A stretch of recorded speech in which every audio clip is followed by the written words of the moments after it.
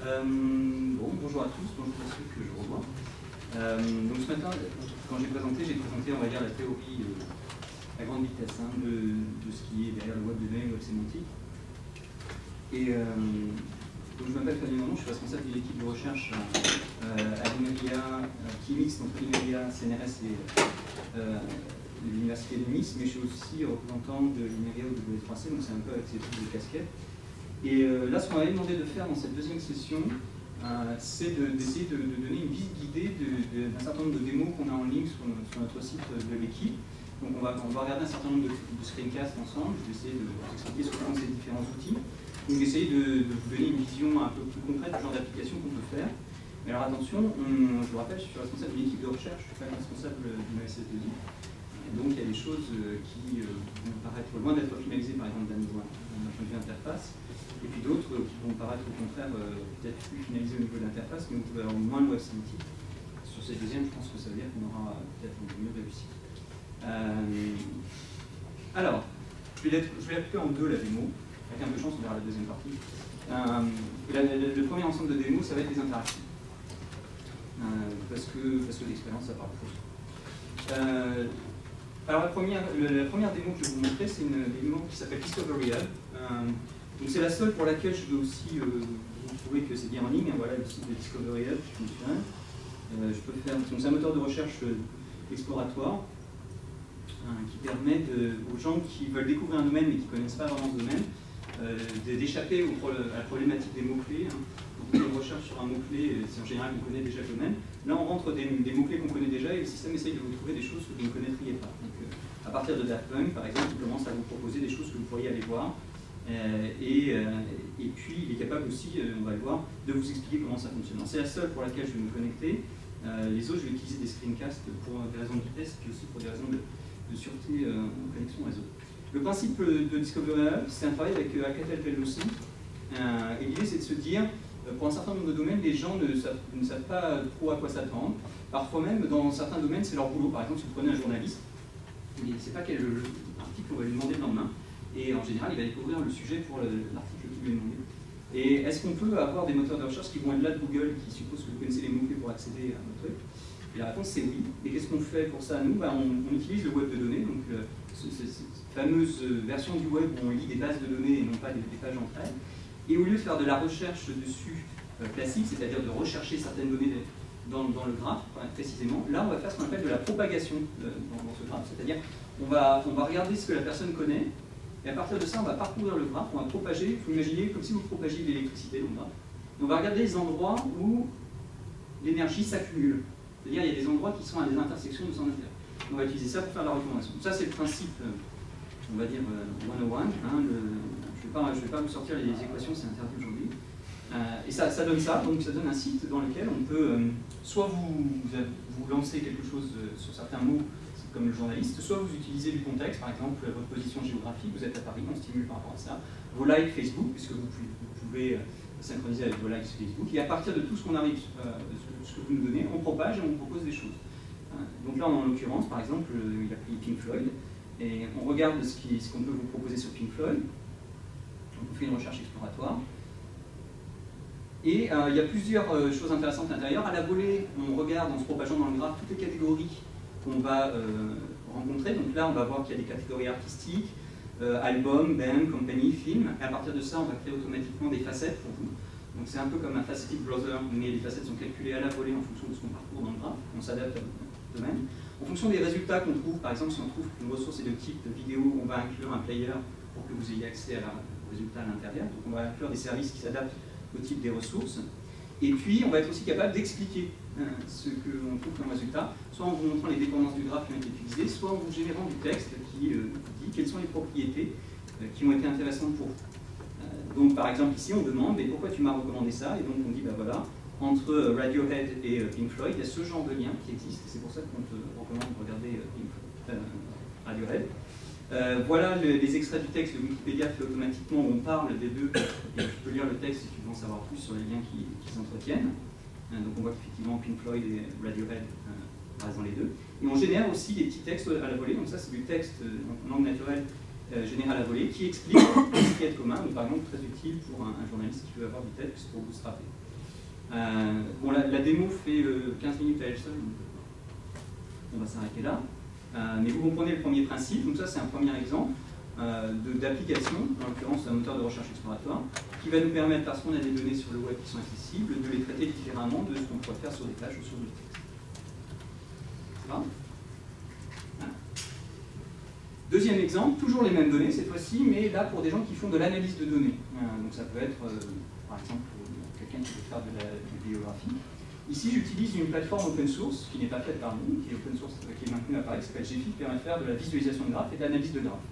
Et ce qu'on a fait, c'est qu'on l'a modifié pour que cette plateforme aille chercher ces données sur le web de données en fonction des requêtes que vous faites. Donc là, en l'occurrence, la requête que vous avez vue au départ, je ne vais pas m'amuser à détailler, permet d'aller chercher sur DBpedia l'ensemble du réseau des acteurs, directeurs de films et films que l'on peut trouver. Donc, grosso modo, le réseau social de filmographie. On récupère en temps réel les données et on éclate ça. Donc, on obtient une visualisation du réseau social de Hollywood, essentiellement au début du XXe siècle, puisqu'on s'est limité à ces données-là. Et à partir de ce moment-là, on peut faire une analyse. Donc, par exemple, quelqu'un qui est en cinématographie peut faire une analyse de ce réseau social. En l'occurrence, on a fait varier la grosseur du nœud en fonction du nombre de connexions. Donc, on va trouver les plus gros nœuds sont les gens les plus actifs dans le domaine. Il y a quelqu'un qui a blogué il n'y a pas très longtemps, un philosophe qui a blogué, qu'il a adapté cette requête-là pour faire, lui, son étude d'influence entre les philosophes. En une matinée, il a réussi à compiler à partir de DBpedia quelles étaient les influences des philosophes, et il est en train de vérifier si ça tient la route et si on aura obtenu la même chose en faisant 3 ans de bibliographie. Mais c'est pas dit qu'on tienne la même chose, hein, parce qu'il y a plein d'erreurs dans Wikipédia. Donc c'est une hypothèse intéressante aussi. Mais aussi, ça permet à des gens d'imaginer de passer à l'échelle sur certains traits de traitement de données. Et puis je me suis dit que si on trouvait des philosophes qui étaient du Sparkle, alors il y avait des autres. Deuxième exemple, je parle pour nous, moi pas pour un philosophe qui est philosophe. Deuxième exemple, cette fois-ci je fais une requête, mais à 2 sources de données sur le web, toujours DBpedia, mais aussi sur des données GeoNames, pour avoir à la fois dans DBpedia les villes de plus de 500 000 habitants et la langue qu'elles parlent, et puis leurs coordonnées géographiques. Donc j'affaire cette fois-ci 2 sources. Je fais du mashup à la volée, je récupère ces deux sources. Et si ces villes parlent la même langue, je trace un petit arc entre les deux, c'est-à-dire que le graphe que je vais obtenir, il y aura un lien entre les villes qui parlent la même langue. Mais par contre, ce que je vais m'amuser à faire, c'est à projeter cette visualisation de mon graphe sur le globe mondial. Donc, je récupère ces données à la volée, en temps réel. Donc ça commence à donner ça. Alors là, pour l'instant, on ne voit pas grand-chose. On voit effectivement qu'il y a des liens entre les différentes langues. Maintenant, ce que je vais faire, c'est commencer à le mettre en forme. Donc là, vous commencez à voir apparaître les continents. Parce que je fais la position géographique. Et maintenant, je vais exporter ça dans un format, on va dire le format d'une plateforme d'un très grand moteur de recherche qu'on ne nommera pas. Et hop, je projette mon graphe de données sur la map. Donc cette fois-ci, ce que je viens de faire en quelques minutes, c'est interroger le web, récupérer les données, les mettre en forme et les projeter. Et donc là, je peux étudier les liens linguistiques à l'échelle de la planète.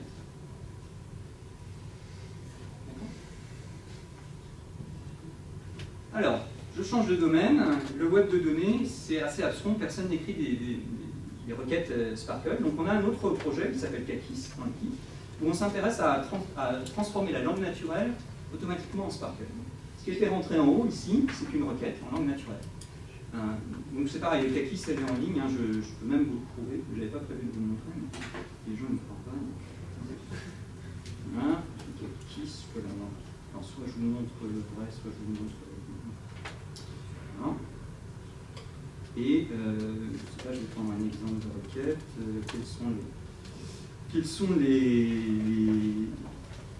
Quelle est la rivière qui coule sous le Broken Bridge? Et donc vous voyez, il a analysé la requête, il a transformé dans la requête les mots en ce qu'on appelle des concepts, donc il a trouvé les URI qui représentent ça dans Wikipédia, on va dire, en premier temps. Et après, il a transformé ça en une requête Sparkle et il m'a répond History. Donc j'ai en temps réel un système qui me permet d'écrire en langue naturelle ma requête et de récupérer ma requête.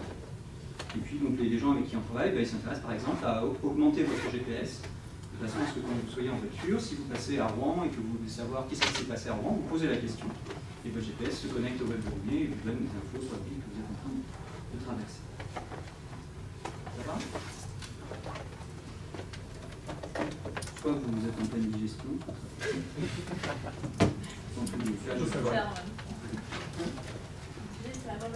Ouais, ça devient assez dur d'être dans vos compétitions avec la digestion. Ouais. En fait, moi j'utilise souvent, j'en ai testé sur Google, et au bol, ça marche pas très mal. Oui. On ne sait pas trop compris les questions. Ouais, nous, ce qui va nous intéresser, c'est quand c'est bien compliqué. C'est-à-dire qu'effectivement, il y a beaucoup de questions, et d'ailleurs, c'est la raison pour laquelle Google arrive à répondre à ça maintenant, c'est parce qu'en 2008, ils ont acheté Web, ils ont inclus avec ça Freebase, et à partir de ça, ils ont commencé à faire des knowledge graphs qui leur permettent d'être de plus en plus précis dans les questions. Et puis en plus, ils ont une base phénoménale de questions qu'ils peuvent fouiller. Nous, on s'intéresse à de plus en plus avoir des requêtes compliquées du genre quel est le prénom de la mère de la femme d'Obama. Donc avec des et des pronoms à l'intérieur, donc des anaphores. Et ça, d'un point de vue linguistique, ça devient de plus en plus compliqué. Ce qui nous intéressera, c'est quand on sera capable de générer automatiquement la réponse requête Sparkle qui vous répondra à ça. Même si la réponse en elle-même n'est pas spécialement. On applique ça aussi en entreprise. Donc par exemple, là c'est un projet qui s'appelle EasySeal, dans lequel on s'était intéressé à outiller ce que les gens appelaient la veille 2.0, c'est-à-dire le fait que tout le monde en fait en entreprise est susceptible d'être veilleur. Ici vous avez une page interne de l'entreprise, c'est pour ça que j'en ai une copie locale sur ma machine, dans laquelle on présente une thèse de l'entreprise. Et on l'a augmenté avec du RDFA. Donc, pour ceux qui n'étaient pas là ce matin, c'est une façon d'injecter des données dans la page, de façon à ce que la machine voit les données qui sont dans cette page. Donc, je vous montre, elle a été balisée, la page à l'intérieur, et on sait que ça c'est le titre de la thèse, on sait que ça c'est l'auteur de la thèse, et donc ces données sont aussi accessibles à mon navigateur derrière. Et notamment, ce navigateur il est augmenté par un petit plugin Firefox qui surcharge les fonctionnalités de marque-page. Fait que la personne qui va poser des marque-pages, elle va avoir une interface un peu plus augmentée, et ces données vont devenir accessibles au navigateur qui va pouvoir par exemple augmenter les marque-pages que vous posez avec tout ce qu'il va récupérer sur la page. Donc en l'occurrence, par exemple, il va utiliser des mots-clés qui sont déjà balisés pour vous suggérer tous les tags que vous allez pouvoir associer à votre bookmark. Ce qui va enrichir énormément votre bookmark, et ce bookmark en plus il est partagé à l'intérieur de l'entreprise, donc on fait un réseau social de bookmark sur l'entreprise, qui va nous permettre, donc vous voyez le bookmark est très rempli avec tout ce qu'on a pu extraire automatiquement de la page, et puis vous pouvez soumettre ce bookmark, bien sûr vous avez votre bookmark pour vous, donc vous avez fait l'action que vous vouliez faire au départ qui est bookmarké, mais en plus vous avez participé au repository de l'entreprise. Donc si je regarde un petit peu plus loin, ça marche avec des pages externes aussi, donc là je suis sur la page de l'Express, c'est la version suivante du plugin, dans lequel si je veux bookmarker cette page, parce que l'Express utilise aussi du balisage, mon système de bookmarking va automatiquement, alors j'aimerais bien bookmarker, voilà, automatiquement détecter quel est le titre, qu'il s'agit d'un article, s'il y a une notation, il va la retrouver, et puis trouver un résumé de l'article. Et à partir de là, on peut non seulement continuer à faire ce que je disais, donc taguer, mais aussi on peut donner par exemple des personnes qui, selon nous, dans l'entreprise, seraient aussi intéressées par le même sujet, pour commencer à faire de la notification. Ce qui nous permet au passage de capter des réseaux sociaux typés. Donc là, la personne va commencer à rentrer des noms de personnes qu'elle aimerait notifier de ça. Et puis, si je laisse la démo continuer, vous allez rentrer les tags, vous allez pouvoir géolocaliser le bookmark si ça fait sens, par exemple si vous êtes en train de parler d'une conférence. Vous allez pouvoir gérer le bookmark par rapport à votre réseau social, par exemple si c'est la homepage de quelqu'un de votre réseau, pour pouvoir la raccrocher. Et puis vous allez pouvoir donner une temporalité au bookmark, par exemple si c'est une conférence, dire à quel moment elle commence, quel moment elle finit, donner un temps de péremption sur le bookmark pour qu'il s'efface automatiquement, etc. Donc ça nous permet quoi? Ça nous permet par exemple d'augmenter le moteur de recherche à l'ADEME. Quand les gens font une recherche sur l'énergie, on rentre le mot-clé énergie, non seulement on leur amène des résultats, mais en plus on leur explique quelles sont les inférences qu'on a fait derrière. Par exemple, tous les tags qu'on a considérés pour augmenter leur recherche, on a considéré le tag en anglais, on a considéré le mot France, qui était une erreur, et donc la personne peut dire, pour améliorer sa recherche, et dire enlève le mot France.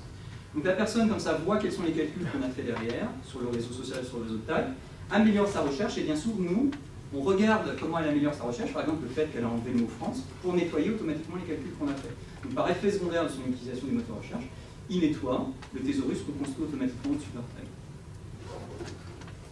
Ce qui nous permet de construire un référentiel métier pour pas grand-chose. Quand on fait des recherches, on peut aussi plonger plusieurs dimensions. Par exemple, je peux voir à la fois quelles sont les ressources qui sont intéressantes pour mes mots-clés, mais aussi les gens qui travaillent sur ces ressources, et regarder comment je suis relié à ces gens, ou comment je suis relié à un certain mot-clé à travers mon réseau social. Donc, par exemple, composer une équipe projet. C'est un outil qui permet non seulement de sélectionner les personnes, mais après de créer l'équipe à partir de ça.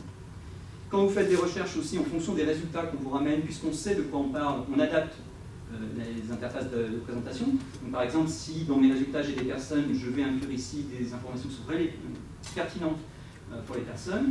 Et si c'est un document, je vais pas mettre le nom et le prénom, ça ne veut rien dire sur un document, mais je vais mettre le titre, par exemple, et la description. Donc, je m'attaque. Et puis, bien sûr, tout ça, comme c'est dans du Link Data, je peux construire d'autres types de clients, donc par avoir des clients mobiles, soit par exemple ici une petite appli web sur le mobile qui permet par exemple de retrouver en réunion qui travaille sur l'énergie dans l'entreprise, l'énergie renouvelable.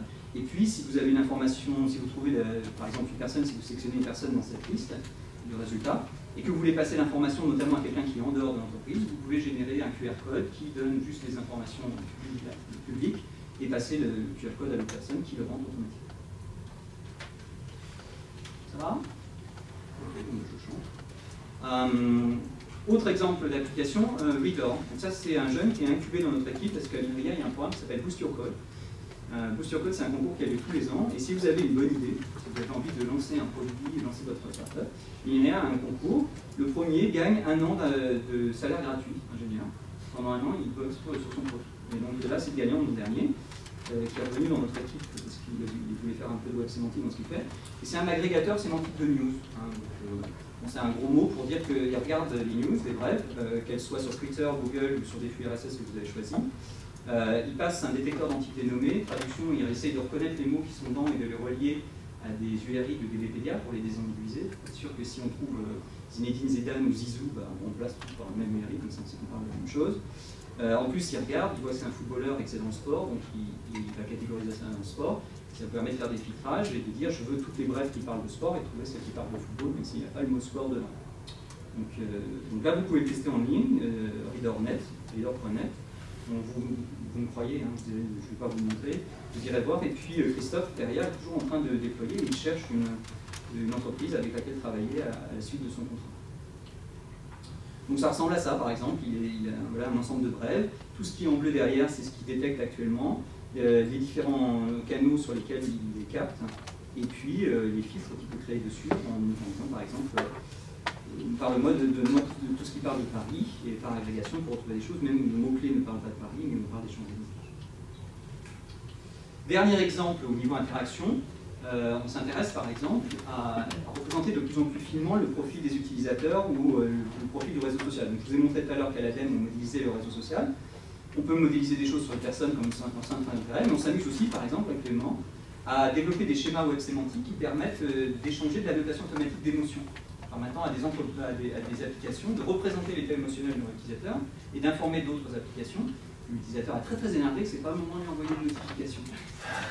Donc là, ce que vous voyez, c'est Franck qui est dans l'équipe qui travaille dessus. Il a développé à partir de petits outils sur étagère d'analyse d'image un petit système qui détecte les émotions. Après, il les résume sous la forme de ce petit bonhomme-là. Et surtout, il leur associe une ontologie des émotions, ça s'appelle une MOCA. Et en temps réel, il annote l'URI de la personne avec ses propriétés. Donc, bien, actuellement, Fabien n'est pas content, lâche-le. Voilà. Donc ça, c'est pour vous montrer qu'on ne fait pas que l'intégration de données, on peut parler de tout, quoi. Je vous disais ce matin que je peux parler de richesse, c'est vrai, s'il y a un engagement là. Ça va? Bon, il me reste 6 minutes pour parler de la plomberie, mais comment ça se passe derrière. Donc on va aller où on peut. La première chose qu'on fait en tant que plomberie dans l'équipe, on fait un petit logiciel qui s'appelle Corescagram, qui est une librairie Java qui permet de faire de la manipulation de RDF, RDFS, OL et Sparkle, donc tous les langages du web sémantique, en mémoire vive. Donc le premier intérêt, c'est que c'est un point jar, vous pouvez le lâcher dans votre projet Java et à partir de ça, vous pouvez charger tous les types de données dont je parlais tout à l'heure et donner à votre projet Java la capacité de les manipuler. Et la deuxième intérêt, c'est qu'il a une toute petite interface assez sommaire, comme vous voyez, mais qui permet de faire à la fois du debugging ou de l'enseignement. Par exemple, nous, les TP qu'on fait à l'université, on les fait avec cette petite interface-là pour que les étudiants se familiarisent avec ces langages. apprennent à écrire leurs petites requêtes et puis apprennent à faire des raisonnements sémantiques sur les données. Deuxième type de travail qu'on a fait en plomberie, on était responsable de la création du chapitre français de DBpedia. Donc DBpedia.fr a été créé dans l'équipe. Maintenant, on vient tout juste de le redonner et de le livrer à la fondation Wikimedia. Et donc cette fois-ci, on utilise un logiciel open source sur étagère qui s'appelle Virtuoso, qui est derrière les endpoints de DBpedia. Ce qu'on a fait, ce sont des extracteurs qui permettent de récupérer les données de Wikipédia en français et de les mettre dedans, ce qui nous a permis d'extraire environ 130 millions de données de Wikipédia. De mettre à jour les extracteurs, on a tout livré récemment, et ça permet de placer le français en deuxième position au monde derrière l'anglais, en termes de données exportées. En termes de facilitation de publication de données, il y a un autre projet, lui aussi open source. Alors tout ce que je vous donne là, à part ceux qui étaient avec Alcatel Belleusen, qui sont sous des règles particulières par exemple, c'est de l'open source. C6C, LGPLv3. C'est le cas de DataLift, qui est un projet dans lequel on s'intéresse à aider les gens qui ont des données, par exemple en Excel, en base de données, à ce qu'on appelle lifter les données, c'est-à-dire à les transférer vers du RDF, étape par étape. Donc ça veut dire être capable de sélectionner vos données au départ, les transformer dans un format RDF un peu disons, bas niveau, quoi. Commencer à choisir des schémas qui vont bien pour vos données. Donc par exemple, si vos données parlent de personnes, on va vous dire, bah, il y a un schéma qui est très utilisé, qui s'appelle FAUF, utilisez-le. Transformer ces données en utilisant ce schéma-là, publier ces données sur le web, et puis faire des choses un peu plus avancées, un peu moins standardisées, comme par exemple mettre en place au-dessus des droits d'accès. Parce que toute donnée n'a pas vocation à être open complètement. Donc par exemple, quand on travaille avec l'IGN, un de leurs financements, c'est la vente de leurs cartes à l'IGN. Quand vous leur dites je vais mettre vos cartes complètement gratuites sur le web, bah, ils disent non. Donc qu'est-ce qu'on fait? Bah, on met les cartes, on peut mettre des données jusqu'à un certain niveau de granularité, puis après ils nous proposent un service premium. Alors comment ça marche? Allons-y. En 2 minutes, voilà l'archive sur ma machine, elle n'était pas installée, hop, je drag and drop, c'est du Java, donc c'est installé. Dedans, j'ai un petit serveur que je lance, donc ça y est, là, j'ai un serveur DataLift qui marche sur ma machine. Youpi. Maintenant, je vais sur le site de la ville de Paris. Et je vais aller récupérer, qu'est-ce que je récupère? Les kiosques, voilà, les kiosques à journaux de la ville de Paris. Donc je récupère un fichier CSV, du Excel, sur la site de Paris qui donne les kiosques à journaux, leur position géographique et leur horaire d'ouverture. Donc je récupère le CSV, je le sauve. Voilà. Une fois que j'ai ça, je retourne dans mon petit serveur, là, et puis je dis, là je vais rajouter des données à mon serveur. Donc comme je suis un bon informaticien, je tape le nom, je tape une description communauté, je choisis une gentille licence qui correspond à celle de mes données, et hop, mes données sont chargées en CSV pour l'instant sur DataLift. Donc la première chose que je vais faire, c'est essayer de passer du monde XML au monde du web, donc du CSV au RDF. Donc ces données-là, je les charge en CSV et je dis, elles sont séparées donc par un point-virgule. Voilà. Et j'applique, à partir de ce moment-là que je sais que j'ai du CSV, je vais pouvoir appliquer un nouveau filtre qui est passer de CSV à RDF automatiquement. Donc je clique, et il va faire un truc tout bête, il va prendre toutes les colonnes, toutes les lignes, et pour chaque colonne et chaque ligne, il va créer un petit triplé RDF en disant il y a un kiosque qui a pour adresse ça, et ce kiosque il est ouvert le dimanche. Donc il crée basiquement le RDF le plus de base, et hop, il est publié sur le web. Donc là, ça fait 1 minute que je tourne, et je suis passé d'un fichier CSV à des données RDF publiées sur le web. Et à partir de ce moment-là, à partir de ces données sont publiques, je peux faire des requêtes dessus. N'importe qui dans le monde en fait peut faire des requêtes. Par exemple, là je demande tous les kiosques qui sont ouverts le dimanche matin. Et je les aide. Donc ça veut dire qu'après je pourrais faire une petite appli Android qui fait cette même requête qu'il envoie par HTTP et qui, le dimanche matin, me dit qu'il y a des kiosques. Voilà, c'est DataLift. Des questions? Bon. Il me reste combien? Question. Quand en fait, tu as un autre schéma, quand tu veux, as un autre schéma, tu veux publier ça par rapport à une ontologie de la particulière, quelque chose comme ça. Alors, je ne l'ai pas montré là, mais on a ce qu'on appelle le RDF to RDF, donc ça paraît idiot comme transformation.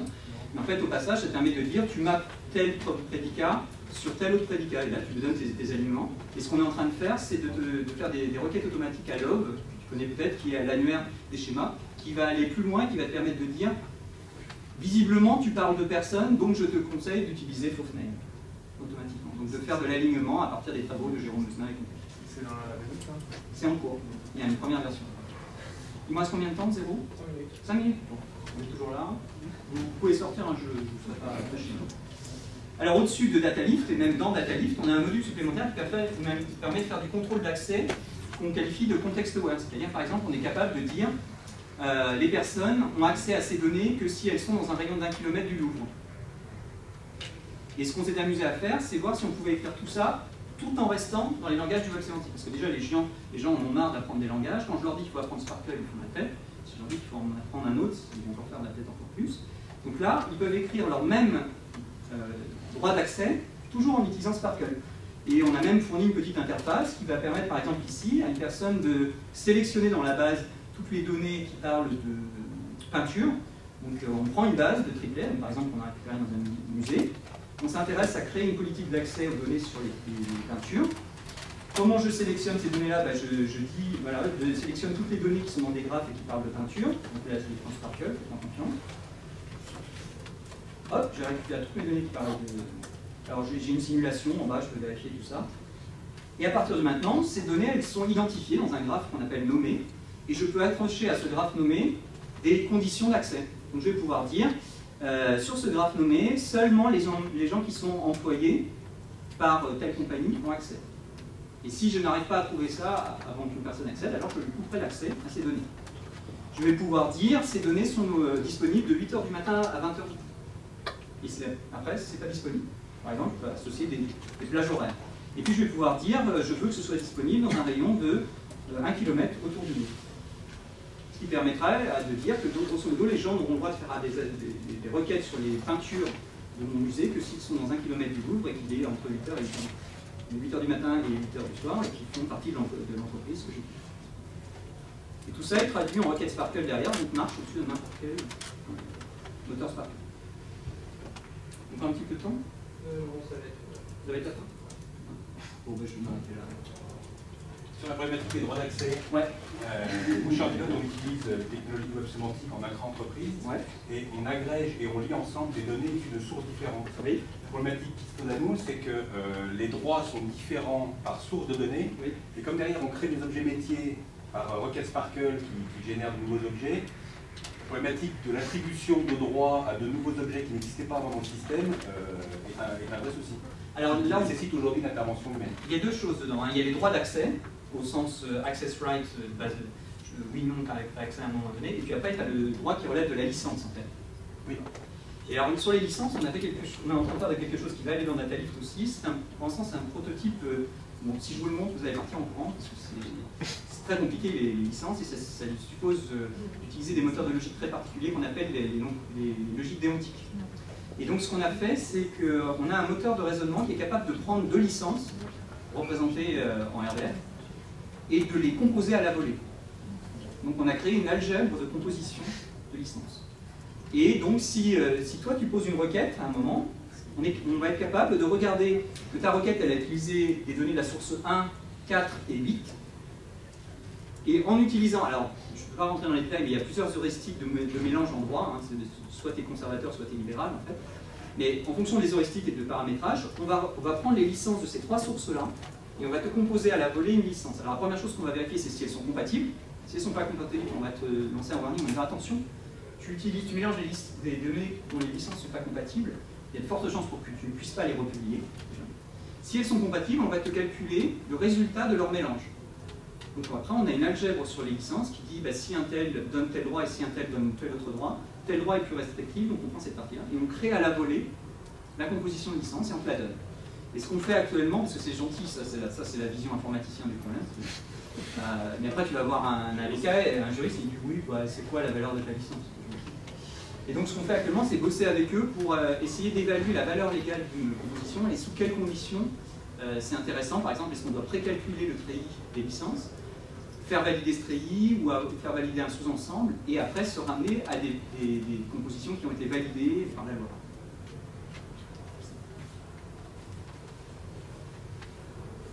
D'autres questions? Non? Merci.